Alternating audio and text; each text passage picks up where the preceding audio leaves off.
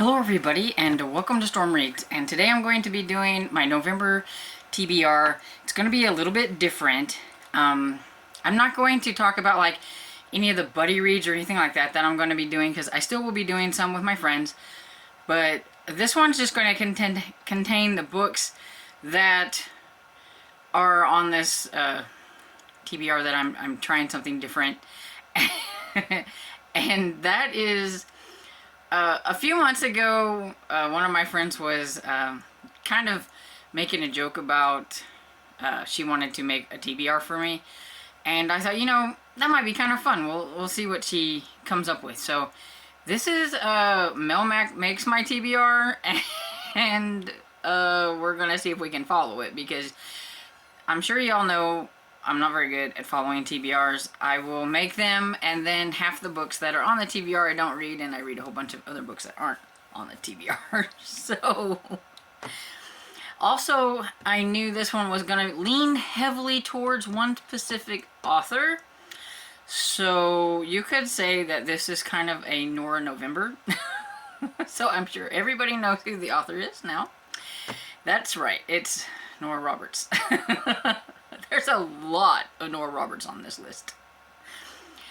She was also nice to include a few cozy mysteries, so that I could at least break up the Nora Roberts with some cozies. But yeah, so these are some of the ones that she really enjoyed, and so that's why she put them on here.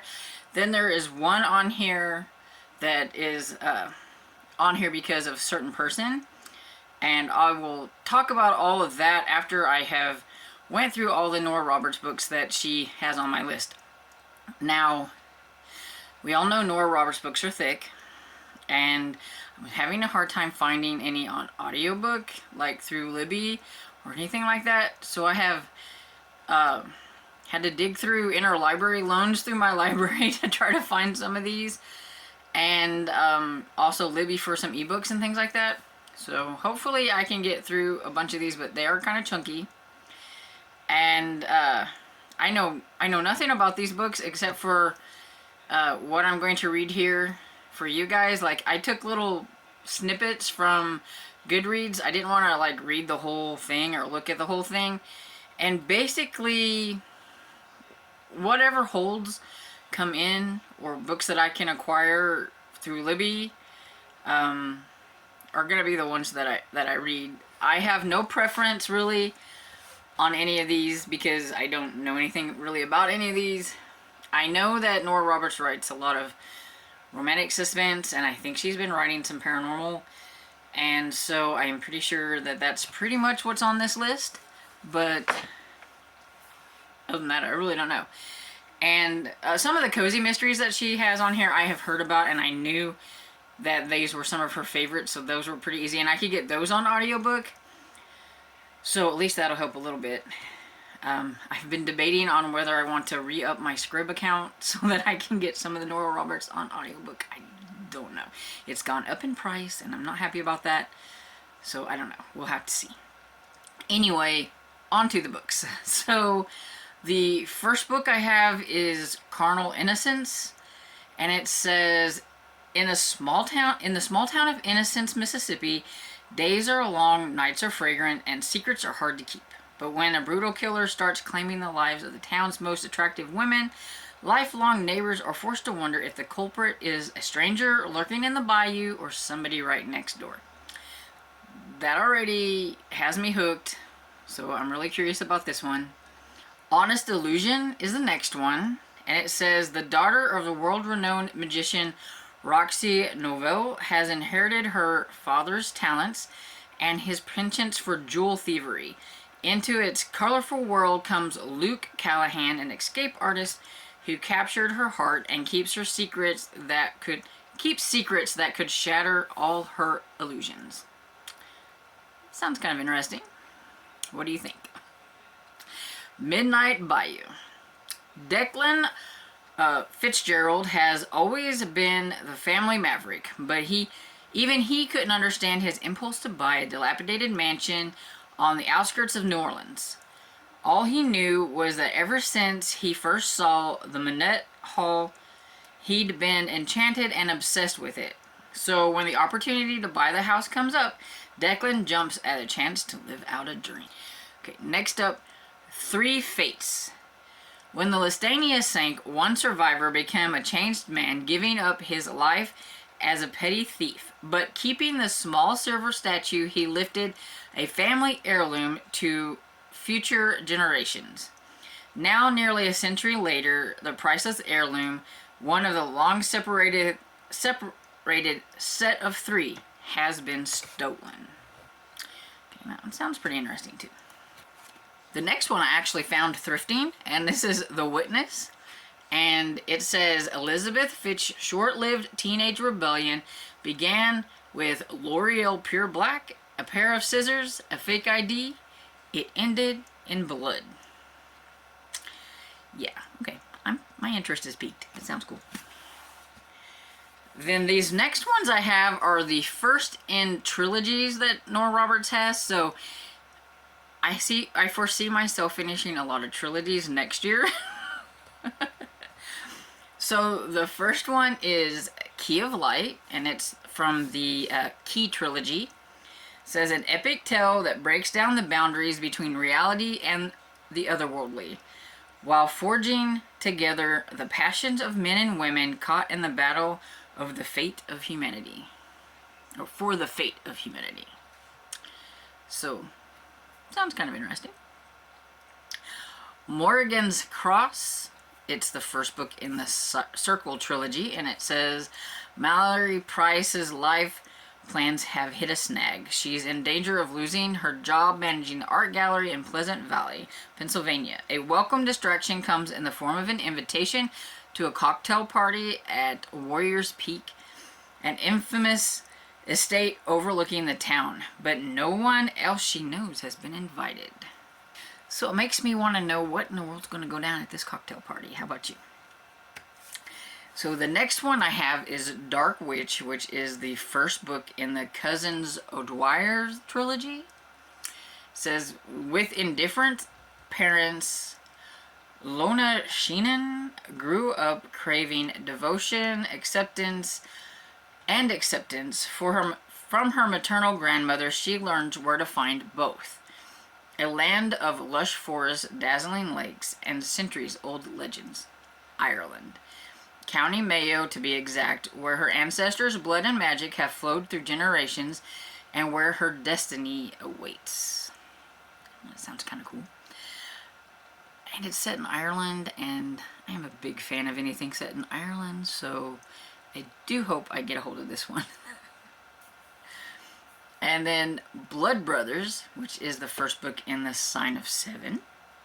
In the town of Hawkins Hollow, it's called the Seven. Every 7 years, on the 7th day of the 7th month, strange things happen. It begins with 3 young boys, Caleb, Fox, and Gage, went on a camping trip to the Pagan Stone. So, I wonder what happens when those 3 go to this Pagan Stone. So, that's kind of curious. I'm a little piqued. My curiosity is piqued, I will admit. Okay, so the last Nora Roberts book is the one written by J.D. Robb. So we have Naked in Death, and it says, in the year 2058, and technology now completely rules the world, but New York City detective Eve Dallas knows that the irresistible impulse of the human heart are still ruled by just one thing, passion. I've heard a lot of good things about the In Death series. I've always been really kind of curious about the In Death series, so I am glad that she decided to put this one on here. And so, that's all the Nora Roberts books. Have you read any of these Nora Roberts books? Let me know what you think about them below. Which ones do you think that I should pick out if a bunch of my holds come in at the same time?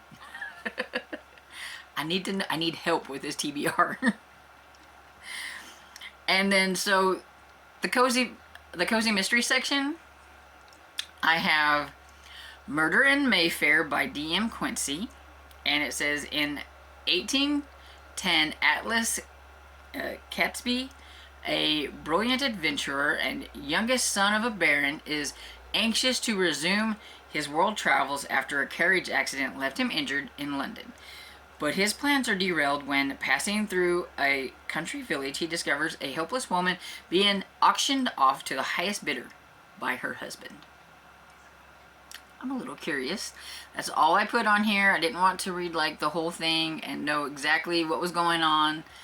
I just wanted to kind of pique my interest, and I'm curious about it. I do believe this is the Atlas Catesby series, and Mel Mac knows that I like historical mysteries, and she has always tried to get me to read this one, so now she's going to get me to read it.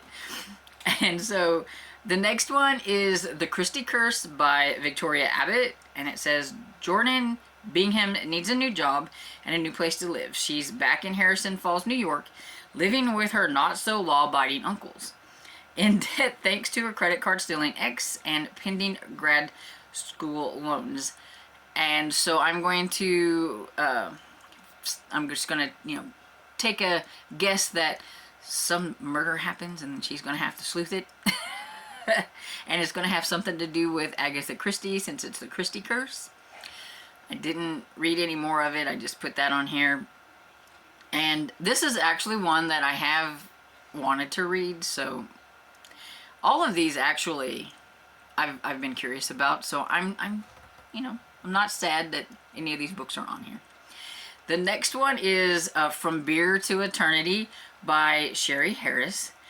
With Chicago winters in the rearview mirror, Chloe Jackson is making good on a promise. Help her late friend's grandmother run the Sea Glass Saloon in the Florida Panhandle. To Chloe's surprise, feisty Vivi Slidell isn't a frail retiree Chloe expects. And so I always think it's kind of fun when they think they're going to assist somebody who's like sick or really frail and needs help, and then they get there and find out that there's really nothing wrong with them at all. And that sounds like this is what this is going to be like. And I do know that this is one of Mel Mac's favorites. She's talked about it before and how much she really likes this series, so I'm glad to give it a try. And this next one is one on my list to try anyway, so this just kind of pushes me to try it. And so it's Curiosity Thrilled the Cat by Sophie Kelly. When librarian Kathleen Paulson moves to Mayville Heights, Minnesota, she has no idea that two strays would nuzzle their way into her life. Owen is a tabby with catnip addiction, and Hercules is a stocky tuxedo cat who shares Kathleen's fondness for Barry Manilow.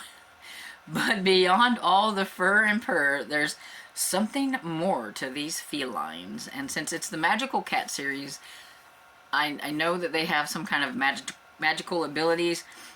I've heard about their abilities, but I don't remember which one has which, so I guess I'll find out when I read the book. And I have two more left. So Wine and Punishment by Sarah Fox, and it says, book lover Sadie Coleman knows that in life, as in fiction, the right setting can make a world difference. The small town of Shady Creek, Vermont seems like the perfect place to start over after losing her Boston job to a merger and her relationship to her ex's gambling addiction. She's bought and redecorated the old grist mill pub, transforming the inkwell into a cozy spot where tourists and regulars alike can enjoy a pint or a literary-themed cocktail, or join one of the several book clubs. I know a lot of people really like this one. I like a literary-themed kind of pub. I am not a drinker, but I'm still okay with like reading about wines and beers and things like that and cocktails. It doesn't bother me, but I think it's kind of neat that it has like book clubs and stuff in there. So like if you don't want to drink, you can just join the book club, so that's kind of cool. And then the next one I have is Grounds for Murder by Tara Lush. And it says, when Lana Lewis' best and most difficult employee abruptly quits and goes to work for the competition just days before the Sunshine State's barista competition, her cafe's chances of winning the contest are creamed. In front of a gossipy crowd in the small Florida town of Devil's Beach, Lana's normally calm demeanor heats to a boil when she runs into the arrogant Java Slinger. I already can see where this one is going. I can see it. I mean, most cozy mysteries kind of follow the same kind of formula, so you can kind of see where this is going. So yeah, I'm curious about it. A lot of people that I know have read this one and has really enjoyed this one too. And I am a coffee lover, so I'm curious. Anyway, so that's all the books. I think she said there were 16 books in total. And so yeah, that's a lot of books to choose from. And I mean, normally I can read probably around 20 to 22 books, but I do include a lot of audio. So not having a lot of audios with this, I'm not sure how many books I'm going to get read, but I'm going to try to read as many of these as possible. So in regards to the Nora Roberts books, I do have some things here that Melmac has mentioned. So she said Three Fates was her first Nora Roberts book. It is one that started her love of her books. And to this day, her three favorite standalones are Carnal Innocence, Honest Illusions, and Midnight Bayou. And she says, some people may say that such and such should have been included on this list. And they're not wrong. There really isn't a bad Nora Roberts book. If there is, I haven't ran across it yet, she said. And there are some widely liked and loved books that are popular with readers, standalones, and trilogies that I don't have listed here, and those are also very good too. I don't think you can go wrong, but these are my absolute favorites on my narrowed down list. Casualties were inevitable. Yeah, she couldn't list all her favorites on here. I would be reading for like probably several months, I'm sure. One of the other really cool things was she decided to write to Nora Roberts' publicist and ask her and told her what she was doing and how she was cultivating this list for me, and wanted to know if she could see if Nora Roberts might suggest a favorite book. Well, the publicist actually wrote back, which Melmac was actually surprised that she wrote back, and she said, well, Nora Roberts would say her newest book is going to be her favorite. She knew that was what she would say already. So the publicist suggested a book that her husband read and really enjoyed. And that one is The Witness by Nora Roberts. So I do want to make sure that I read this one because I thought that was kind of fun that Nora Roberts' publicist actually wrote her back and said that, you know, her husband really enjoyed this one, and so she was going to suggest that I read this one. So I do want to make sure that I do get to this one. But I thought it was cool. You know, Mel wasn't even sure that her publicist would, you know, I'm sure she gets like tons and tons of mail. So she was actually surprised that she got back to her, and she got back to her really quick. So I thought that was kind of fun and cool that, you know, she took the time to write back to Melmac and, you know, suggest this book. So okay, so have you read any of these books, whether it be the Nora Roberts books or the Cozy Mystery books? Let me know what you think about them below in the comments. Help me out. Which one should I read first? Do you have a favorite on this list that you think I should get to? Help a girl out, because there are a lot of books here and I don't know where to start.